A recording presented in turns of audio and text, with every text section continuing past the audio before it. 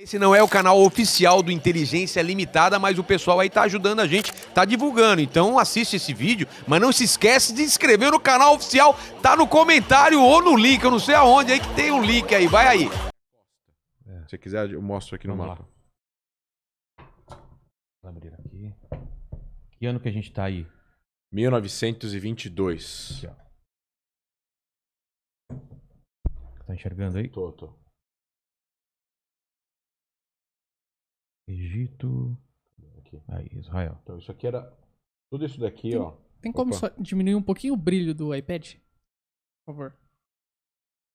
Mesmo? Melhorou? Melhorou. Tem como escrever em cima do mapa, não? Não, né? Será? Não. Não, então não, deixa. Dá pra ver aqui, ó. Ó, tá vendo essas linhas aqui, ó? Tudo Tá. isso daqui era a região da Palestina. Quando os ingleses falam, não, vamos criar o reinado hashemita da Transjordânia, eles cortam aqui. E tudo isso aqui tá pra cá, Tá. passa a ser o reinado da Transjordânia. E aí sobra só essa região daqui. Os judeus estavam... Aqui também. Não, isso é o Sinai, isso é Egito. Tá. Só onde tá essa linha daqui, tudo isso Entendi. aqui. E os judeus estavam basicamente concentrados na costa aqui, nessa parte que tá aqui, nessa parte verde que tá aqui, mais ou menos. Tá. Mais pra cá tinha mais populações árabes. Por isso que aqui, ó, isso aqui tudo é a Cisjordânia, é uma montanha. Então quem tá aqui em cima vê quem tá aqui embaixo. Então tem toda uma questão estratégica e tal, complicada. Entrei num restaurante aqui que não era pra entrar. Então, no final das contas, aí que acontece? Começa a ter distúrbios aqui. Os ingleses estão aqui dentro. Aí os ingleses vão oferecer uma primeira proposta de divisão, em 37. Uma parte para os judeus, a costa e um pedacinho aqui do norte, o resto para os árabes, para criar um Estado árabe 2 na região da Palestina.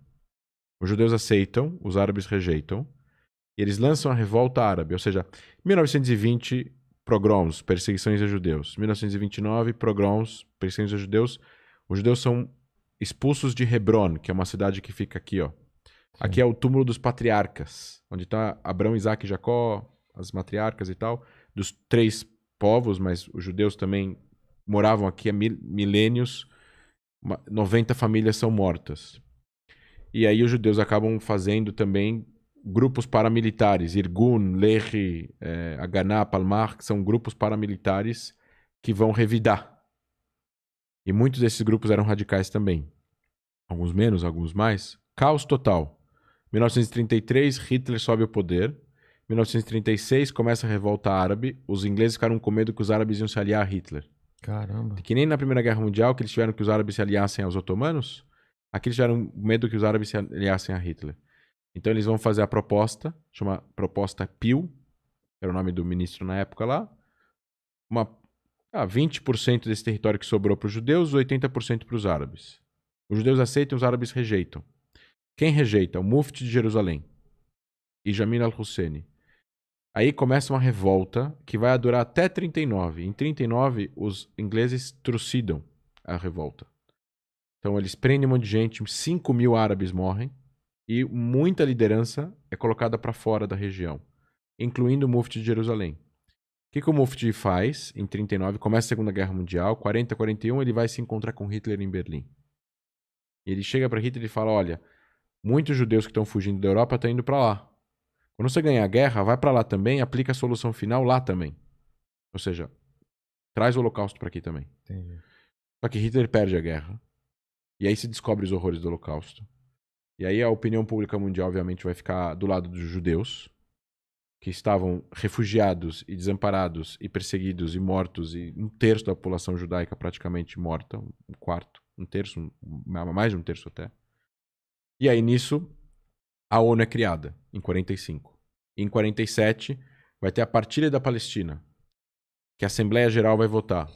Agora é importante também colocar, a Assembleia Geral não tem poder de lei. Não é que a ONU decide e acabou. A ONU é um mecanismo multilateral que serve para pressionar países a fazerem alguma coisa. Não necessariamente tudo que a ONU vota é obrigado a seguir, e nem tudo que eles votam é legal, é moral ou ético. Se agora se juntar 150 países e falar que não pode beber cerveja depois da meia-noite. E a liberdade individual de cada pessoa vivendo nos seus países. É. Então, a ONU vai votar numa partilha. E aí não vai ser mais essa região daqui, vai ser um pouco maiores. Os judeus vão ficar com uma parte da costa, uma parte do norte e o sul, onde tem o deserto do Negev. Já tinha uma população judaica morando aqui, 10 anos depois. Isso vai ser votado na Assembleia Geral na ONU. Na época, a ONU tinha, sei lá, 60 membros, 33 votos a favor. Oswaldo Aranha, diplomata brasileiro, vai Tem uma importância. vai aí. ser o presidente da sessão, muito, muito importante. Por isso que o Brasil abre também. É o primeiro país a abrir discursos na Assembleia Geral da ONU, sempre, todos os anos, por causa do... O Brasil é o país que inaugura, por alguma tradição. E o Oswaldo Aranha, bom, vamos votar, 33 votos a favor, 10 abstenções, 13 contra. Quem vota contra? Todos os países árabes da época, liderados pela Liga Árabe. O presidente da Liga Árabe chamava Azam Pasha. Ele era egípcio. E ele fala o seguinte na ONU. Ele pega o microfone, lá em Nova York, na UM, né? Fica na UM, a ONU, e fala assim: uma guerra que lembrará... Vai haver uma guerra que lembrará o massacre dos cruzados e dos mongols. Ele lembra que 1000 anos antes, o exército de Saladino conquistou toda essa área e matou todo mundo que estava aqui. Inclusive os cruzados. Os cruzados dominavam Jerusalém, eles perdem Jerusalém. O cristianismo perde Jerusalém na época. Então ele está falando de uma ameaça de massacre 2 anos depois do Holocausto.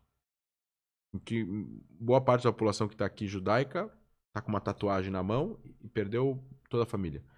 Então, essas ameaças começam a rolar em 47, começam a deixar as pessoas que estavam nessa região com um certo medo. E os ingleses decidiram. Agora, a Assembleia Geral, se você não quiser seguir a resolução, você não segue. Se quiser seguir, você segue. E os árabes rejeitam. Tinha vozes moderadas árabes que queriam aceitar, mas elas não eram muito ouvidas. E existia aqui uma... Era uma época que era difícil de você conseguir evitar desastres, como hoje em dia. Então, as pessoas aqui começavam a achar que ia haver uma guerra. Os ingleses decidem se retirar da região 6 meses depois da decisão da ONU. Foi em novembro de 47, então eles decidem 15 de maio de 48, sair 6 meses depois. Começa uma guerra civil logo depois da decisão entre judeus e árabes na região. Lembrando que 10 anos antes, os ingleses expulsaram a liderança árabe e mataram 5.000 pessoas. Então, os judeus estavam mais organizados militarmente do que a população árabe local. 6 meses vai passar, chega um dia, 14 de maio, um dia antes dos ingleses irem embora, retirar as forças. Israel declara independência em 8 da noite. Carta de Independência de Israel estava dizendo que chamamos as nações árabes para uma convivência pacífica, baseada em direitos e deveres iguais a todas as pessoas que vão morar dentro do Estado. Toda a Declaração de Independência de Israel ela era voltada para, sim, um Estado lar nacional judeu, com identidades e símbolos judaicos, porém com direitos iguais embaixo da ideia de Estado para todos. No sentido de a bandeira tem uma estrela de Davi, tá bom. A bandeira da Inglaterra, do Reino Unido, tem uma cruz. Da Noruega também, da Suécia também, da Finlândia também. Então, a bandeira da Turquia, hoje a Turquia não é uma democracia, mas quando ela era, tem um luar crescente. Então, você tem vários símbolos, inclusive religiosos, em várias democracias, que são democracias de verdade. 100% de democracia não existe. Talvez você teria que tirar todas as fronteiras do mundo, não existir religião, e aí talvez todo mundo se sentiria, talvez, atingir uma utopia de democracia que não tem como você atingir. Então, essa declaração de independência de Israel não é aceita. Os ingleses saem. E aí, o que era uma guerra civil que estava já há 6 meses rolando, lembrando que eles falaram não em 37, não em 47. E aí, o que acontece? Os estados árabes em volta que já estavam formados, tem o Líbano, a Síria, a Jordânia, o Iraque e o Egito. Vão tentar impedir que Israel consiga manter a sua soberania. Ou seja, ele declara independência, mas eles vão tentar impedir que essa soberania aconteça. Mas quando declara independência, ele já tem um exército preparado para defender fronteiras ou ainda não? Bom, você tem aqui um soldado israelense para 10 soldados árabes. 1 para 10? 1 para 10. Caramba. Uma arma para cada 7 soldados. O embargo militar é aplicado aqui. Ninguém vende arma para Israel. Só a Tchecoslováquia. Através da União Soviética. Caramba. Só para algumas pessoas entenderem sobre o apoio. Porque muita gente fala, não, porque os Estados Unidos só entra na história em 73. Em 48, Israel Tava por conta própria. era a União Soviética. A União Soviética, no começo, via em Israel um Estado socialista bastante, porque ele era muito socialista. O início do Estado de Israel, ele é socialista, ele é extremamente labor, trabalho, tal, todas as questões, muitos russos, muitos poloneses, muita gente que tinha visões bastante parecidas com muitos soviéticos na época. Isso vai mudar com Stalin, em 54 para cima e tal, não sei o que, isso vai mudar. E aí a Guerra Fria a União Soviética é bem antagônica a Israel. Entendi. E aí Israel começa a se aproximar muito da França e Inglaterra e posteriormente dos Estados Unidos. Então aí a Guerra de Independência. E essa guerra demora 1 ano para acabar. E Israel consegue manter a sua soberania. O que significa manter a soberania? Ela assina acordos de armistício com o Líbano, nessa fronteira, com a Síria, nessa fronteira, com a Jordânia, nessa fronteira, e com o Egito, nessa fronteira. Linhas de armistício de 1950. Isso é a história da independência de Israel. O que acontece quando essa fronteira se estabelece? Essa região daqui, que tinha que fazer parte do Estado Árabe na partilha, cai nas mãos da Jordânia. Por quê? Porque era a linha de cessar-fogo. Ah, tá. As forças jordanianas conquistam até aqui e aí elas Param. E o Egito vai conquistar essa região daqui, Que é a faixa de Gaza? que é a faixa de Gaza. Que era de... Que era um território que fazia parte do que seria o Estado Árabe na partilha da Palestina, que eles não aceitam. Ah, não era Estado de Israel. Era Não. E era separado? Não tinha nenhuma ligação essa parte com essa parte? Não tinha ligação.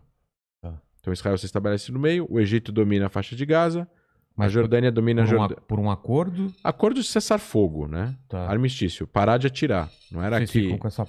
Não era uma coisa muito amigável nem nada disso. Ah, tá. Outra coisa, não tinha fronteira física aqui de cerca ou muro, nada. Mas nunca existiu. Só a partir dos anos 2000 que tinha os atentados suicidas começaram a implementar realmente fronteira física. Até com o Egito não tinha. Durante anos. Só foi implementar em 2005, 2010, que tinham problemas de imigração ilegal. Tá. E aí colocaram uma fronteira... Isso aqui é um lugar extremamente difícil acesso. Montanha, desfiladeiro, deserto, tal. Então, o Egito domina a faixa de Gaza e a Jordânia domina a Cisjordânia. E aí tem uma questão aqui importante. Existe uma fuga de 2 grupos de refugiados. 700 mil árabes que moravam dentro de Israel, não na Cisjordânia e não em Gaza, dentro de Israel, vão ou fugir ou serem expulsos durante essa guerra, que demorou 1 ano para acabar. Ao mesmo tempo, antes disso, desde a década de 30 até 1949, que é quando termina a guerra, em torno de 1 milhão de judeus que moravam nos países árabes e em regiões que caíram em mãos dos jordanianos, como Jerusalém ou outras regiões dentro da Cisjordânia, vão ser expulsos ou vão fugir por causa da guerra. Então vai ter uma entrada de refugiados judeus em Israel e uma entrada de refugiados árabes em regiões dominadas pelos árabes. Essa troca de refugiados forçada gera 2 problemas de refugiados. E não é a única guerra que acontece nessa época que tem refugiados. Existiram refugiados armênios por causa da perseguição dos turcos. Existiram refugiados gregos. Existiram refugiados na ilha de Chipre, que a Turquia invade metade de Chipre. Existem refugiados paquistaneses e hindus, com a criação do Paquistão, em números muito maiores do que esse número daqui. Então, por exemplo, o Paquistão, quando foi criado, tinham hindus que moravam no que ficou Paquistão, que tiveram que fugir ou foram expulsos para o que se tornou a Índia. E, ao contrário, também, muçulmanos que ficaram do lado hindu que tiveram que fugir para o Paquistão. 17 milhões de refugiados. Caramba. 3 milhões de mortos ao longo desse processo. Aqui foram 700 mil, 1 milhão, 15 mil mortos no processo. Então, isso é uma das coisas que é interessante trazer aqui para o seu pessoal. Olha a tensão que esse conflito tem e olha a intensidade dele versus outros conflitos que ainda estão acontecendo no Oriente Médio que ninguém fala nada. Por isso que eu falo sempre nas mídias sociais que a solidariedade ela não pode ser seletiva. E você não define certo e errado por números. Nem para mais, nem para menos. Então isso é triste, a Paquistão é triste, o Sudão é triste, tudo é triste. Não tem mais triste ou menos triste. Então, e essas são as fronteiras de 49. Em 1967, o Egito vai tentar, junto com a Síria, destruir Israel. 18 anos depois. E Israel vai atacar antes, no mesmo dia, 6 horas antes, e vai conquistar toda a Península do Sinai, a faixa de Gaza do Egito, a Cisjordânia da Jordânia e a Península do Golan, que é esse negócio daqui, da Síria.